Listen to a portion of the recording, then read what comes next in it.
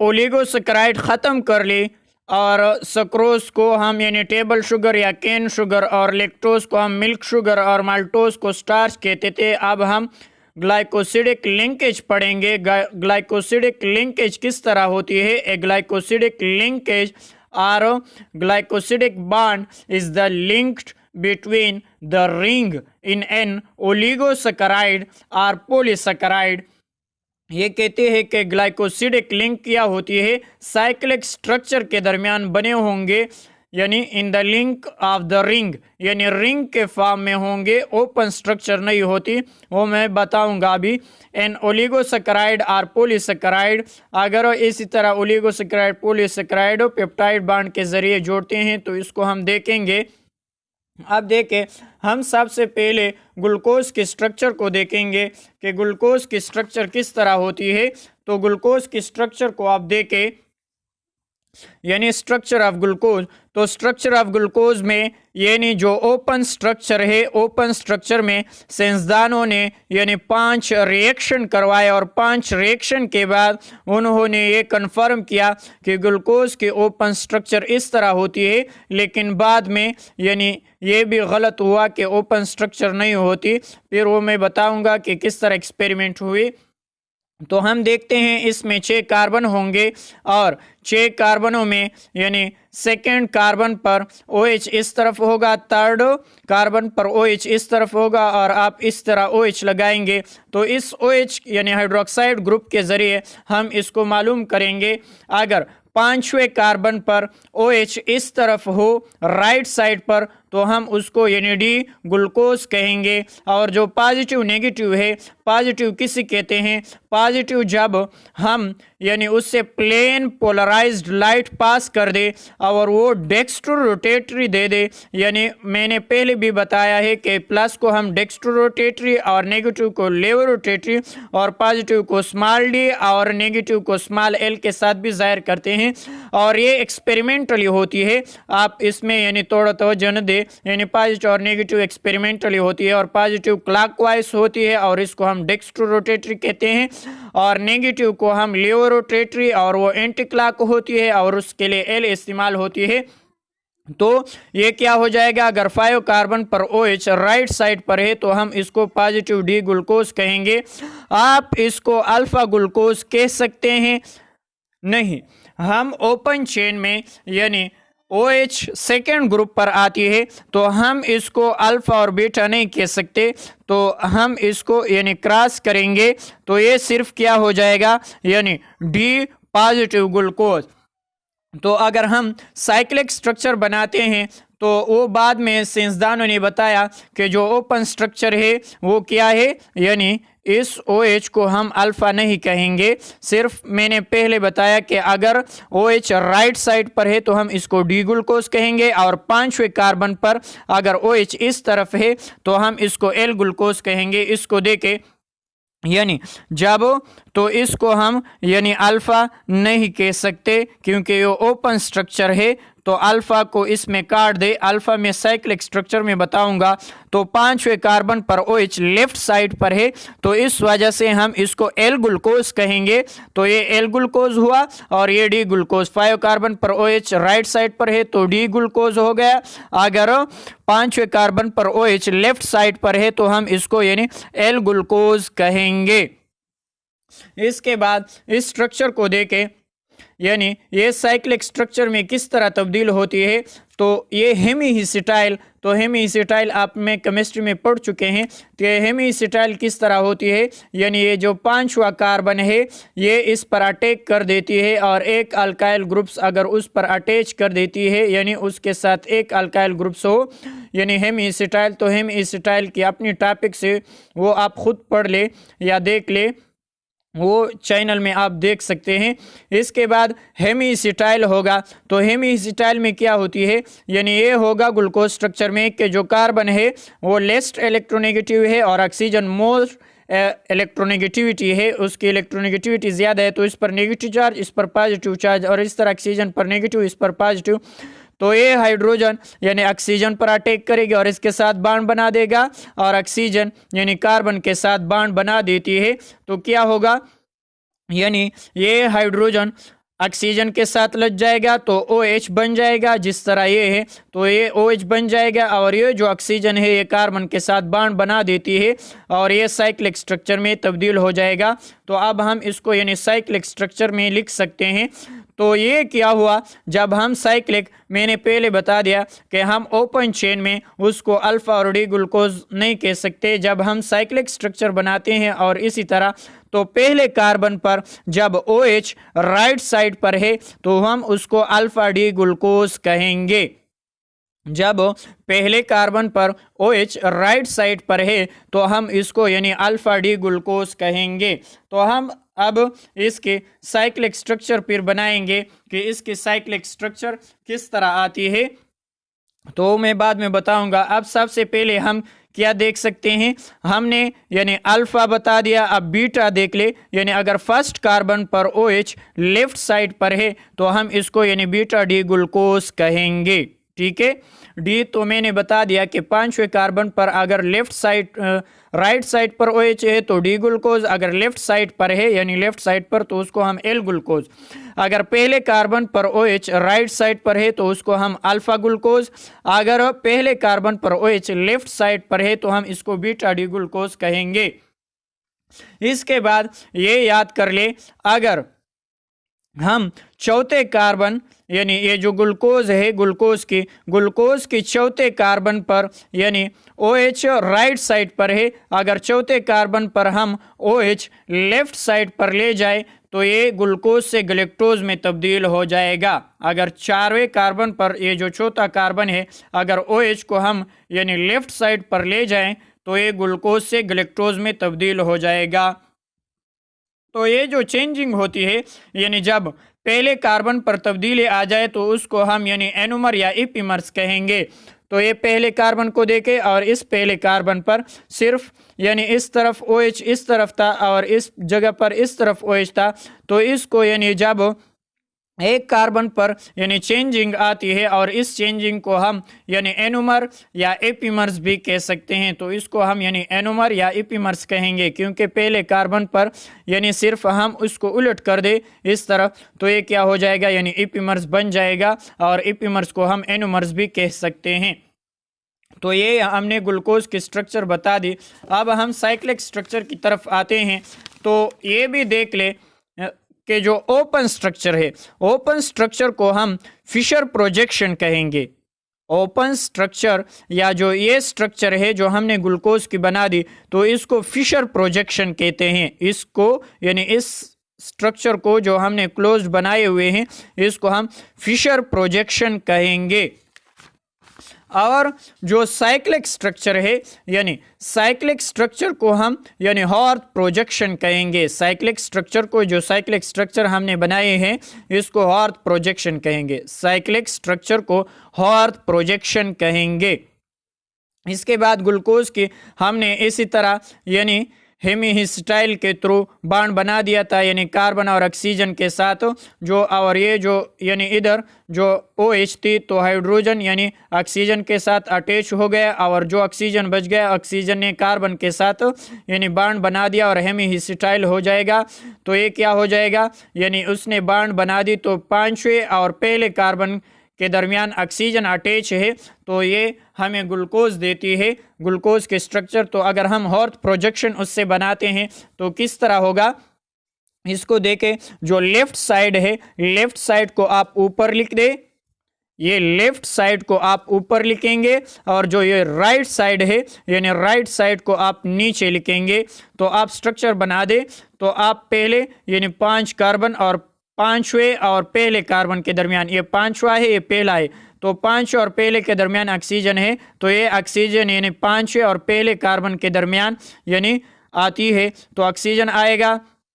इसके बाद ये 6 रिंग बना दे तो ये मैं बताऊंगा कि कौन सा यानी स्टेबल है तो 6 रिंग बन जाएगा। इसके बाद आप लगा दे OH और H। मैंने बता दिया कि लेफ्ट साइड को ऊपर लिख दे राइट साइड को नीचे लिख दे। तो लेफ्ट साइड पर हाइड्रोजन है तो हम ऊपर लिखेंगे पहले कार्बन पर, दूसरे कार्बन पर हाइड्रोजन लेफ्ट साइड पर है तो हम यानी ऊपर लिखेंगे, तीसरे कार्बन पर OH लेफ्ट साइड पर है तो हम इसको ऊपर लिखेंगे, और इस 4वें कार्बन पर यानी हाइड्रोजन ऊपर है लेफ्ट साइड पर है तो हम ऊपर लिखेंगे, और 5वें कार्बन पर यानी 2 ग्रुप अटैच है तो हम यानी उस ग्रुप्स को ऊपर लिखेंगे जो बड़ा होगा। तो बड़ा कौन सा है, 6 ग्रुप वाला है तो हम इसको ऊपर लिखेंगे और हाइड्रोजन को नीचे लिखेंगे। तो इस तरह आपने साइक्लिक स्ट्रक्चर बना दी। तो जब यानी OH मैंने पहले भी बता दिया था कि OH जब राइट साइड पर आ जाए पहले कार्बन पर तो उसको हम क्या कहेंगे, अल्फा ग्लूकोज कहेंगे। तो ये क्या है, तो OH यानी राइट साइड पर आती है तो राइट साइड हम नीचे लिखते हैं। तो अगर पहले कार्बन पर OH नीचे की तरफ आ जाए तो उसको हम क्या कहेंगे, यानी अल्फा डी ग्लूकोज। और डी ग्लूकोज यानी 5वें कार्बन पर जब OH राइट साइड पर है तो हम इसको डी ग्लूकोज, और पहले कार्बन पर अगर OH राइट साइड पर है तो हम उसको अल्फा। तो ये अल्फा डी ग्लूकोज का स्ट्रक्चर है। इसके बाद अगर हम बीटा, तो बीटा में क्या होगा, फर्स्ट कार्बन पर OH लेफ्ट साइड पर होगा और लेफ्ट साइड को हम ऊपर लिखते हैं। तो अगर लेफ्ट साइड पर बन जाए तो ये ऊपर आ जाएगा और इसको हम क्या कहेंगे, बीटा डी ग्लूकोज कहेंगे। बाकी इस तरह स्ट्रक्चर है। तो हमने ओपन चेन से साइक्लिक स्ट्रक्चर किस लिए बनाई, क्योंकि हमने टेस्ट करवाए और टेस्ट में यानी फ्री एल्डिहाइड ग्रुप नहीं मिल रहा था, यानी ऑक्सीजन बॉन्ड बना दिया था कार्बन के साथ, और इसी तरह हमें फ्री चीज़ नहीं मिल रही थी और उसने यानी पॉजिटिव टेस्ट शो नहीं किए। तो इसलिए हमने बता दिया कि जो फिशर प्रोजेक्शन है ये गलत है और हमने हॉर्थ प्रोजेक्शन बना दी। और हार्थ प्रोजेक्शन क्या है, यानी जो ओपन चेन है वो साइक्लिक चेन से क्या है, मोर स्टेबल है। ओपन चेन से साइक्लिक चेन क्या है, स्टेबल है। और जो यानी ये स्टेबिलिटी अगर हम देखते हैं तो साइक्लिक ज़्यादा स्टेबल है ओपन चेन से। इसके बाद अगर हम साइक्लिक में देखें तो साइक्लिक में 5 कार्बन भी आते हैं, 6, 7। इसी तरह अगर हम देखें तो जो 5, 6, 7 जिसमें 5, 6, 7 कार्बन रिंग में मौजूद होती है, यानी इतने कार्बन अगर रिंग में मौजूद है तो वो रिंग क्या होगा, स्टेबल होगा। तो इन तीनों में सबसे ज़्यादा स्टेबल कौन होता है, तो साइक्लिक चेन में यानी 6 कार्बन रिंग मोर स्टेबल होता है। मोर स्टेबल यानी जब 6 कार्बन की रिंग अगर बनी है तो वो मोर स्टेबल है, यानी 5 कार्बन और 7 कार्बन से। तो 7 कार्बन भी क्या है, यानी स्टेबल है। और 7वां कार्बन, जो 7वें कार्बन रिंग स्ट्रक्चर होती है, यानी 5 कार्बन या 7 कार्बन रिंग क्या होती है, वो भी स्टेबल होती है। और इसके बगैर अगर हम यानी 7 से ऊपर चले जाए और 4 से नीचे आ जाए तो जो ये चेन होती है वो लेस स्टेबल होती है और उसकी स्टेबिलिटी कम होती है। इसके बाद देखें कि beta greater than alpha stable, यानी स्टेबिलिटी किस तरह होती है, बीटा स्टेबल होती है अल्फा से। Beta is more stable then alpha. Stability किसकी ज़्यादा होगी, बीटा की। तो बीटा की स्टेबिलिटी ज़्यादा होगी अल्फा से, यानी अल्फा ग्लूकोज ज़्यादा बीटा ग्लूकोज ज़्यादा स्टेबल होगा अल्फा से। तो बीटा क्यों स्टेबल होती है, जो यानी ये ग्रुप्स जो होते हैं बड़े ग्रुप्स, ये ऊपर नीचे होते हैं। ये पहले ग्रुप ऊपर है तो दूसरे कार्बन पर नीचे, तीसरे पर फिर ऊपर है, चौथे पर फिर नीचे है, और इस तरह। तो ये मोर स्टेबल है बीटा अल्फा से। और अल्फा क्या होती है, यानी एक दूसरे के साथ हो सकते हैं। तो 1 कार्बन पर आप देख सकते हैं तो अल्फा लेस स्टेबल होती है बनिस्बत बीटा की। तो बीटा क्या है, यानी मोर स्टेबल है। तो हमने ओपन चेन क्यों यानी गलत करवा दी कि जो हार्थ प्रोजेक्शन है वो सही है और फिशर प्रोजेक्शन गलत है। तो साइंसदानों ने कुछ टेस्ट करवाए ग्लूकोज के। तो ग्लूकोज की स्ट्रक्चर हम देखते हैं कि उसने टेस्ट किस तरह करवाई। तो आप देखें, यानी अगर हम स्ट्रेट चेन क्यों फॉल हुए यानी गलत हुए, because glucose do not show 2,4 di nitrophenyl hydrazine test. यानी जब उन्होंने ग्लूकोज इस सॉल्यूशन में डाल दिया तो इस सॉल्यूशन के यानी ये खासूसियत है कि ये अगर ग्लूकोज में अगर फ्री एल्डिहाइड ग्रुप मौजूद है तो वो इसके साथ यानी रिएक्ट होंगे तो 2,4 डाई नाइट्रोफिनाइल हाइड्रेजिन के साथ वो रिएक्ट करेंगे और वो कलर शो करेंगे, रेड, येलो या ब्लू कलर वो शो करेंगे। लेकिन जब हमने ग्लूकोज को डाल दिया तो उन्होंने यानी ये टेस्ट नेगेटिव दिया, उन्होंने उसके साथ रिएक्ट नहीं किया। तो इस वजह से हमने कहा कि जो ग्लूकोज का फ्री एल्डिहाइड ग्रुप है वो यानी ओपन नहीं है, वो उसने किसी के साथ बॉन्ड बनाया है। तो फिर हमने यानी दूसरा भी स्विफ्ट बेस टेस्ट भी लिया और उसमें हमने ग्लूकोज डाला। तो ग्लूकोज डालने के बाद ये होनी चाहिए थी कि वो रेड कलर दे दे, लेकिन उन्होंने रेड कलर नहीं दी। तो इस वजह से हमने कहा कि जो ग्लूकोज की एल्डिहाइड ग्रुप है वो फ्री नहीं है, यानी उन्होंने रेड कलर शो नहीं की। इसके बाद NaHSO3 के साथ एडिशन प्रोडक्ट्स अगर हम डाल दें ग्लूकोज तो वो भी रिएक्ट होंगे, लेकिन उन्होंने भी रिएक्शन शो नहीं की। तो इस वजह से हमने कहा कि the true structure of glucose is cyclic, कि जो ओपन चेन है यानी जो ये ओपन चेन है ये गलत है, क्योंकि उसमें एल्डिहाइड ग्रुप यानी फ्री है। और अगर हमने उसके टेस्ट करवाई तो टेस्ट के बाद ये पता चला कि जो ऑक्सीजन है, ऑक्सीजन यानी 5 और पहले कार्बन के दरमियान यानी उन्होंने बॉन्ड बनाया हुआ है और इसी वजह से यानी ये टेस्ट शो नहीं हो रही। तो इस वजह से यानी फिशर की जो प्रोजेक्शन थी, ये जो फिशर प्रोजेक्शन थी ओपन चेन वाली, ये गलत हुई। और कौन सी साबित हुई कि जो ऑक्सीजन है वो पहले कार्बन और 5वें कार्बन के दरमियान बॉन्ड बनाया हुआ है। तो इस वजह से हार्ट प्रोडक्शन क्या हुई यानी ईजाद हुई। तो ये इसलिए हम कह सकते हैं कि the true structure of glucose फिर क्या है, साइक्लिक है।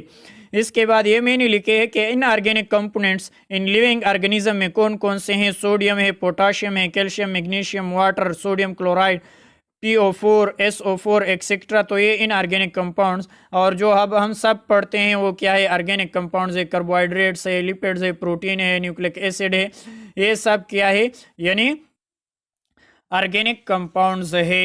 तो अब हमने ये पढ़ ली यानी ग्लूकोज की साइक्लिक स्ट्रक्चर तो हमने पढ़ ली। अब इसके बाद हम आते हैं फ्रक्टोज की।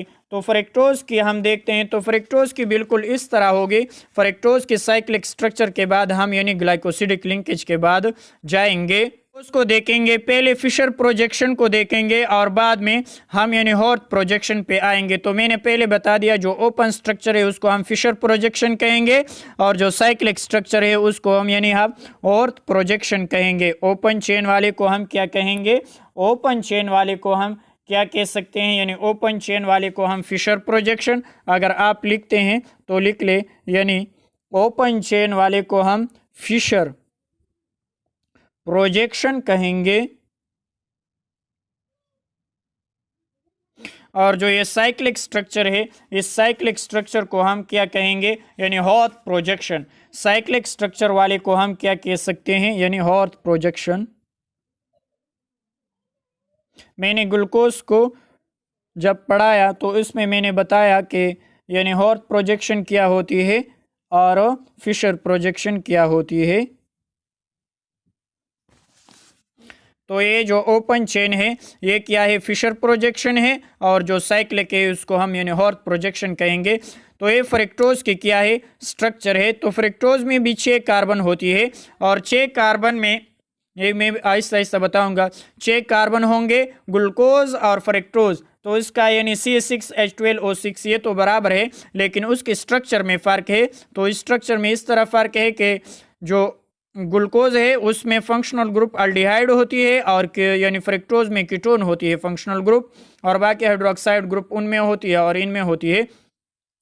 तो इसमें यानी कीटोन फंक्शनल ग्रुप है। तो कीटोन हम किस कहते हैं, कीटोन जब एक कार्बन यानी दोनों साइडों पर कार्बन एटम के साथ अगर अटैच है तो उसको हम यानी कीटोन फंक्शनल ग्रुप कहेंगे, और ऑक्सीजन के साथ अटैच है तो इसको हम क्या कहेंगे यानी कीटोनिक फंक्शनल ग्रुप।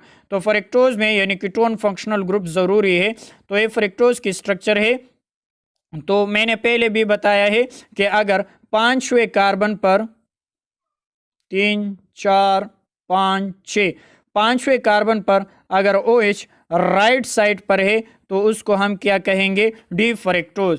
और मैंने पहले बता दिया कि ओपन चेन में हम अल्फा और बीटा इसको सेलेक्ट नहीं करते।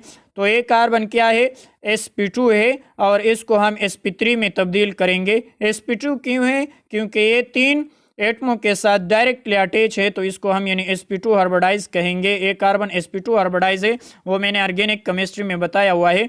तो ये डिफ्रैक्टोज हो गया।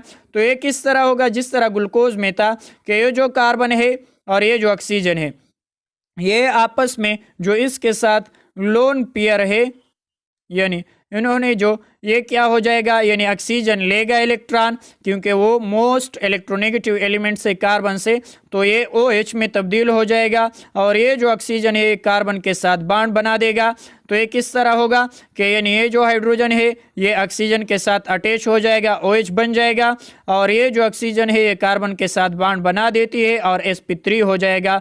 तो ये कार्बन sp3 में तब्दील हो जाएगा। ये नहीं चारों यानी मुख्तलिफ किस्म एटमों के साथ उन्होंने बॉन्ड बना दी, एक इस कार्बन के साथ, एक इस कार्बन के साथ, एक ऑक्सीजन के साथ और एक और ऑक्सीजन के साथ। तो उन्होंने यानी sp2 से sp3 में तब्दील हो जाएगा। और मैंने पहले भी बताया है यानी हेमीसिटाइल, तो हेमीसिटाइल मैंने पहले बता दिया और इसको ये टॉपिक है मुकम्मल, आप इसको सीख ले।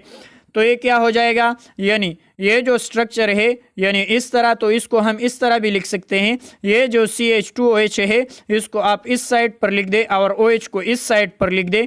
तो ये पहला कार्बन, ये दूसरा कार्बन हो जाएगा, तीसरा, चौथा, पांचवा और ये छठा। तो क्या हो जाएगा, अगर दूसरे कार्बन पर OH यानी राइट साइड पर है तो इसको हम अल्फा कहेंगे। तो ये क्या हो जाएगा, यानी अल्फा डी ग्लूकोज होगा। यानी ये क्या, ओपन चेन में हम अल्फा नहीं लगा सकते, लेकिन अगर ये साइक्लिक स्ट्रक्चर में तब्दील होता है तो अगर OH राइट साइड पर है तो इसको हम यानी अल्फा कहेंगे, अगर लेफ्ट साइड पर है OH तो उसको हम, अगर यानी अल्फा दूसरे कार्बन पर अगर लेफ्ट साइड पर है तो इसको हम यानी बीटा डी ग्लूकोज कहेंगे। और डी मैंने बता दिया कि डी और एल, अगर पांचवें कार्बन पर OH राइट साइड पर है तो डी फ्रक्टोज, अगर लेफ्ट साइड पर है OH पांचवें कार्बन पर तो उसको हम एल ग्लूकोज कहेंगे। और अल्फा अगर इस कार्बन पर OH राइट साइड पर है तो अल्फा, अगर ये OH लेफ्ट साइड पर है तो हम इसको यानी बीटा डी फ्रक्टोज कहेंगे। तो अगर इस तरफ है तो अल्फा, अगर इस तरफ है तो बीटा। तो ये स्ट्रक्चर हुई यानी पांचवें कार्बन और दूसरे कार्बन के दरमियान यानी ऑक्सीजन ने बॉन्ड बना दिया और इसी तरह यानी ये अटैच हुए। इसके बाद हम इससे यानी साइक्लिक स्ट्रक्चर बना सकते हैं।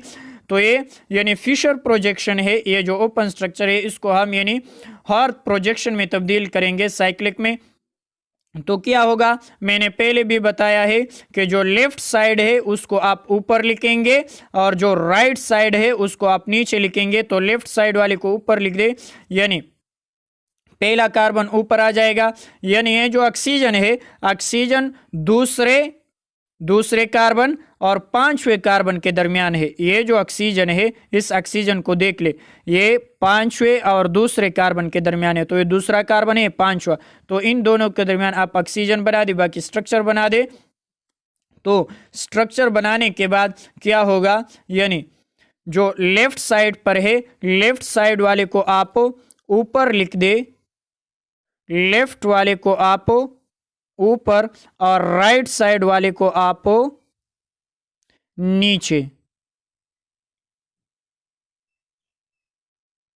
राइट साइड वाले को आप नीचे लिख दे और लेफ्ट साइड वाले को आप यानी ऊपर लिख दे। तो लेफ्ट साइड पर ये है तो ये पहला कार्बन ऊपर जाएगा और OH नीचे आ जाएगा। इसी तरह तीसरे कार्बन को देखें तो पहला कार्बन तो ये हुआ, पहला कार्बन ये, दूसरा कार्बन, तो दूसरे कार्बन पर यानी दूसरे कार्बन पर ये जो बड़ा ग्रुप है ये ऊपर लिखेंगे और OH राइट साइड पर है तो हम इसको नीचे लिखेंगे। तीसरे कार्बन को देखें, तीसरे कार्बन पर OH लेफ्ट साइड पर है तो हम ऊपर लिखेंगे। चौथे कार्बन पर यानी H लेफ्ट साइड पर है तो ऊपर लिख दे। पांचवें कार्बन पर H, तो पांचवें कार्बन पर दो ग्रुप अटैच है तो हम बड़े ग्रुप्स को यानी ऊपर लिखेंगे। तो इसको ऊपर लिखेंगे, तो इसको ऊपर लिख दे और हाइड्रोजन को आप नीचे लिख दे। तो ये अल्फा डी फ्रक्टोज का साइक्लिक स्ट्रक्चर हो गया और ये यानी 76% मौजूद होती है। और जो बीटा होती है यानी बीटा की जो स्ट्रक्चर होती है बीटा तकरीबन यानी 64% होती है।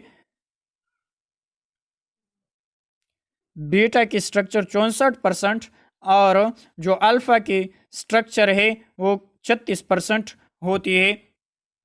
इसके बाद हमने यानी बीटा, तो बीटा मैंने पहले बता दिया कि अल्फा जब दूसरे कार्बन पर OH राइट साइड पर है और राइट साइड को हम नीचे लिखेंगे, तो जब साइक्लिक स्ट्रक्चर में नीचे OH आ जाए तो उसको हम अल्फा डिफ्रक्टोज कहेंगे, और जब OH ऊपर आ जाए यानी दूसरे कार्बन पर OH लेफ्ट साइड पर है तो हम ऊपर लिखेंगे, जब ऊपर आ जाए साइक्लिक स्ट्रक्चर में तो उसको हम बीटा फ्रक्टोज कहेंगे। तो ये मैंने लिखा है कि लेफ्ट साइड को आप ऊपर लिख दे एंड राइट साइड को आप क्या लिखेंगे यानी नीचे लिखेंगे। चेन होती है, ओपन चेन में आप थोड़ी एहतियात कर ले, यानी इस तरह होती है। अगर 4 कार्बन पर यानी ये क्या है 1 2 3 4 5 6, यानी जब 4 कार्बन पर OH राइट साइड पर है तो हम इसको यानी ग्लूकोज कहेंगे। और डी किस लिए कहा, डी इसलिए कहा कि 5वें कार्बन पर अगर OH राइट साइड पर है तो हम इसको डी कहेंगे। तो ये डी है यानी डी ग्लूकोज। और ग्लूकोज हमने किस लिए कहा कि अगर 4वें कार्बन पर OH राइट साइड पर है तो हम इसको ग्लूकोज कहेंगे, अगर 4वें कार्बन पर यानी लेफ्ट साइड पर है OH तो हम इसको डी गलेक्टोज कहेंगे। यानी चौथे कार्बन पर तब्दीली हो गई है। चौथे कार्बन पर अगर OH राइट साइड पर है तो डी ग्लूकोज है, अगर चौथे कार्बन पर OH लेफ्ट साइड पर है तो उसको हम डी गलेक्टोज कहेंगे। तो डी मैंने बता दिया कि 5वें कार्बन, तो इस पर 5वें कार्बन पर OH यानी राइट साइड पर है। तो दूसरे कार्बन को देखें, अगर दूसरे कार्बन पर यानी OH राइट साइड पर है तो क्या है वो तो ग्लूकोज या गलेक्टोज है, ठीक है, या ग्लूकोज होगा। तो चौथे और दूसरे कार्बन के दरमियान आप फर्क कर सकते हैं। दूसरे कार्बन पर आते हैं और दूसरे कार्बन को देखते हैं। अगर दूसरे कार्बन पर हमने तब्दीली कर दी यानी तो दूसरे कार्बन पर ग्लूकोज और गलेक्टोज की एक जैसी है, लेकिन अगर हमने यानी दूसरे कार्बन पर यानी OH इस तरफ लगा दे यानी ग्लूकोज के साथ आप इसको कंपैरिजन कर दे, गलेक्टोज को छोड़ दे। अगर हम ग्लूकोज लेते हैं तो ग्लूकोज में यानी सेकेंड कार्बन पर OH राइट साइड पर है तो इसको हम यानी ग्लूकोज कहेंगे, लेकिन अगर सेकेंड कार्बन पर OH लेफ्ट साइड पर आ जाए तो उसको हम डी मेनोज कहेंगे। यानी ग्लूकोज और मेनोज की आपस में कंपैरिजन कर दे, क्योंकि चौथे कार्बन पर ये ग्लूकोज में तब्दील हो जाएगा।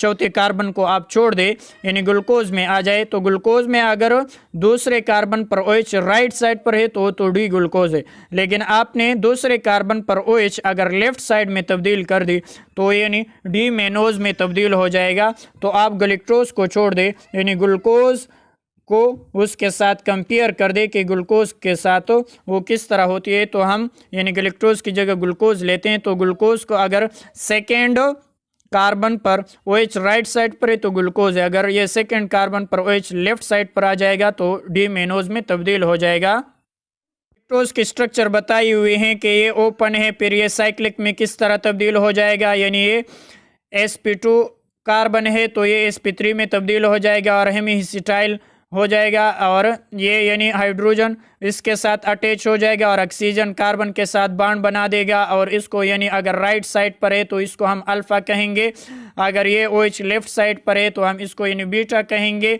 तो ये यानी डी माइनस फ्रक्टोज, तो प्लस और नेगेटिव मैंने पहले भी बताया है कि क्या है एक्सपेरिमेंटली है, और माइनस को हम क्या कहेंगे यानी लियो रोटेटरी, और लियो रोटेटरी क्या होती है एंटी क्लॉकवाइज होती है, और इसको हम यानी स्मॉल एल के साथ भी जाहिर कर सकते हैं, और ये एक्सपेरिमेंटली होती है। और डी मैंने पहले भी बताया है कि 5वें कार्बन पर अगर OH या इस तरह आप कह सकते हैं कि नीचे से जो ऊपर कायरल कार्बन है, कायरल कार्बन किसे कहते हैं, ये सिर्फ H है,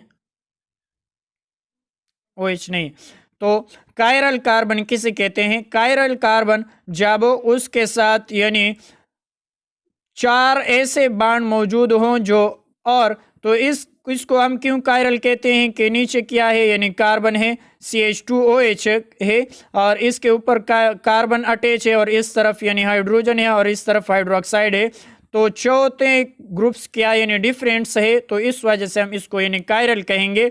तो नीचे से जो ऊपर कायरल कार्बन को देखे अगर इस तरफ राइट साइड पर है तो हम इसको यानी डी कहेंगे, अगर लेफ्ट साइड पर OH है तो हम इसको यानी एल कहेंगे।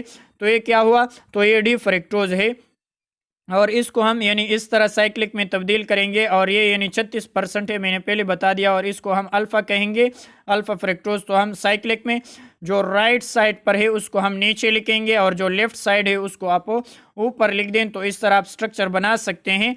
इसके बाद अगर हम बीटा बना देते हैं तो बीटा मैंने बता दिया कि OH यानी लेफ्ट साइड पर होगा, तो जब यानी OH ऊपर है तो उसको हम यानी क्या क्या कहेंगे, यानी बीटा, और जब OH नीचे है तो हम इसको यानी अल्फ़ा कहेंगे। तो ये अल्फ़ा फ्रक्टोज है और ये क्या है, यानी बीटा फ्रक्टोज है। तो आप इसको यानी देख सकते हैं।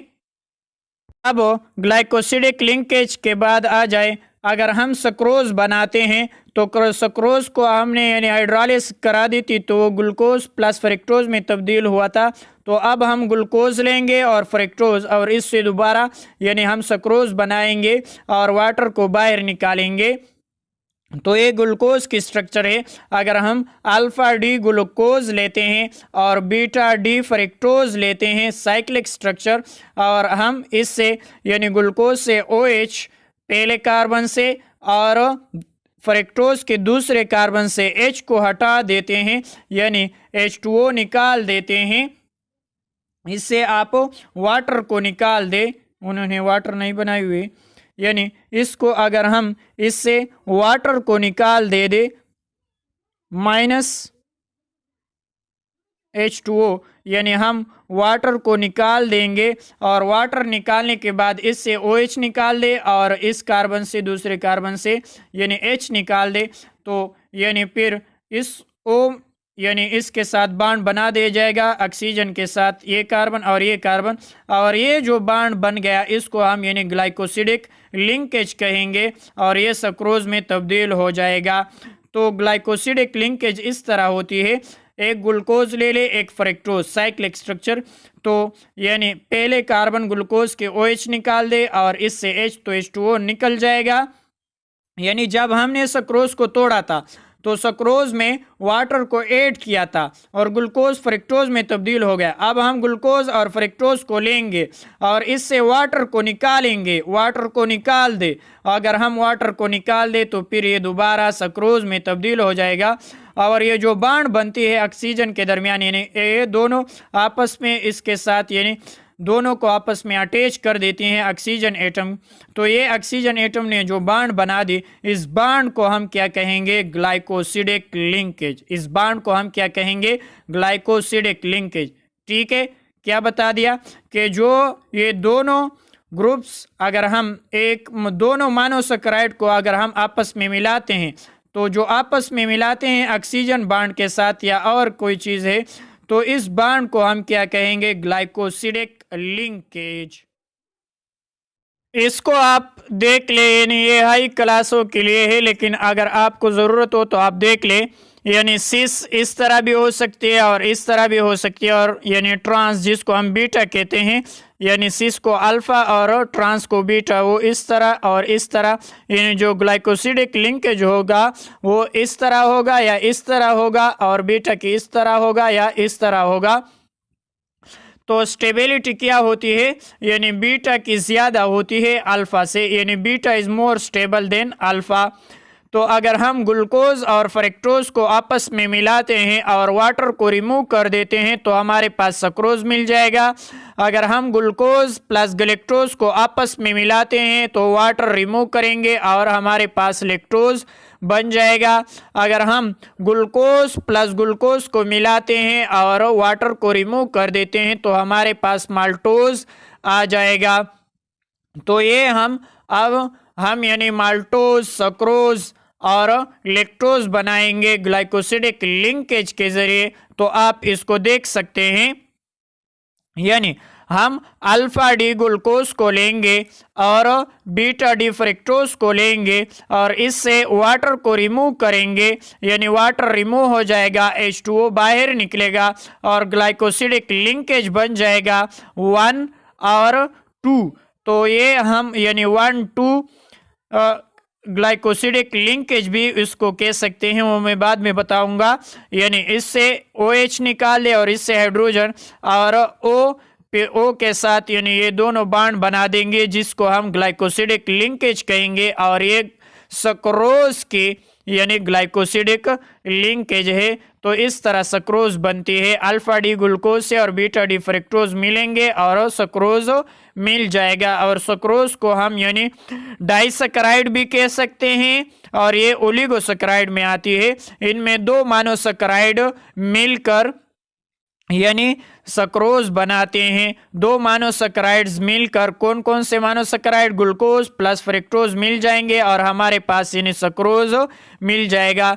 तो ये क्या है, डाइसैकेराइड की एग्जांपल है। इनमें 2 मोनोसैकेराइड्स होंगे, पॉलीसैकेराइड हम बाद में पढ़ेंगे। ये मोनोसैकेराइड की एग्जांपल है। दूसरा हम डाइसैकेराइड लेते हैं, जिसमें 2 मोनोसैकेराइड्स को मिलाकर हम लैक्टोज बना देंगे। एक कौन सा होगा, बीटा डी गैलेक्टोज होगा और दूसरा बीटा डी ग्लूकोज होगा। इनको हम आपस में मिलाएंगे और वाटर को रिमूव करेंगे, वाटर बाहर निकलेगा और इनके दरमियान ग्लाइकोसिडिक लिंकेज बन जाएगा और इसको हम लैक्टोज कहेंगे। तो ये किसकी स्ट्रक्चर है, लैक्टोज की स्ट्रक्चर है। को देखें, माल्टोज में हम अल्फा डी ग्लूकोज और अल्फा डी ग्लूकोज को आपस में मिलाएंगे, 2 मोनोसैकेराइड और डाइसैकेराइड हमारे पास मिल जाएगा और ग्लाइकोसिडिक लिंकेज होगा, यानी इससे OH और इससे H निकल जाएगा और हमारे पास माल्टोज बन जाएगा।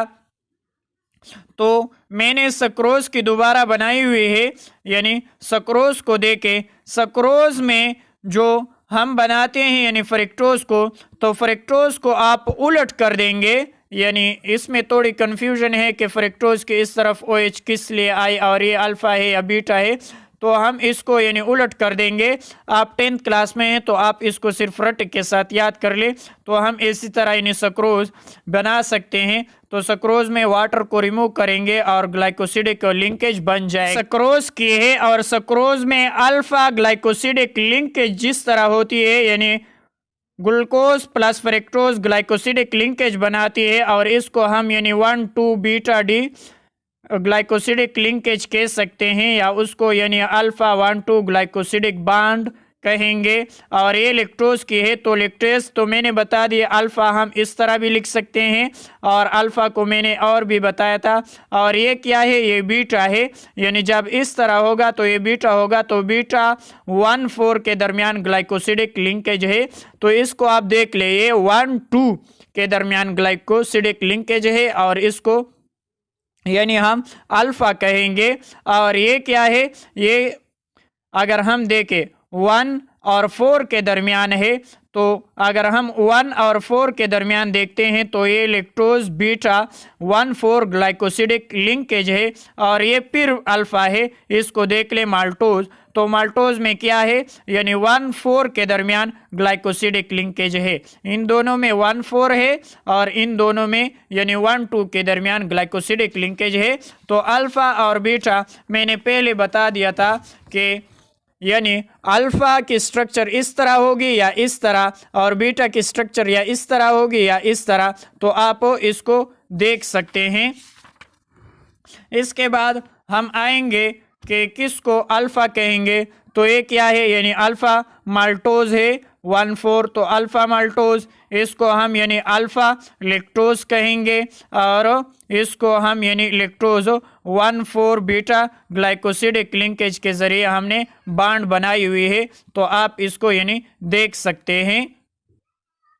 हम पॉलीसैकेराइड को इसके बाद पढ़ेंगे, लेकिन इसकी भी स्ट्रक्चर आप देख ले अभी से, क्योंकि अभी आपके जहन में अच्छी तरह से नशीन हो जाएगी।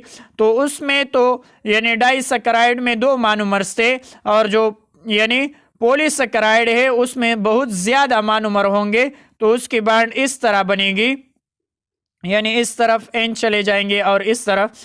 तो ये क्या है, एमाइलोज की स्ट्रक्चर है और ये क्या है, यानी सेलुलोज सेलुलोज की स्ट्रक्चर है और हम इसको यानी सेलुलोज से यानी सेलुलोज इस तरह बनाएंगे। n नंबर ऑफ ग्लूकोज हमारे पास यानी बन जाएंगे और ग्लाइकोसिडिक लिंकेज बन जाएगा। एक ग्लूकोज होगा और दूसरे ग्लूकोज को हम आपस में मिलाएंगे और हमारे पास सेलुलोज बन जाएगा। तो इन स्ट्रक्चर को आप देख सकते हैं, बाद में आपको यानी आप हेल्प इससे ले सकते हैं हाई क्लासों में। ओलिगोसैकेराइड है तो ओलिगोसैकेराइड मैंने पहले बता दिया कि 2 से लेकर 9 तक मोनोसैकेराइड यूनिट को आपस में मिलाएंगे तो उसे ओलिगोसैकेराइड बन जाएगा। और ओलिगोसैकेराइड स्वीट इन टेस्ट होती है और मैंने बताया था कि कौन से यानी वाटर सॉल्युबल होते हैं, यानी ओलिगोसैकेराइड अक्सर यानी वाटर सॉल्युबल होते हैं। मोनोसैकेराइड भी स्वीट होती है और ओलिगोसैकेराइड भी स्वीट होती है और पॉलीसैकेराइड में बाद में बताऊंगा।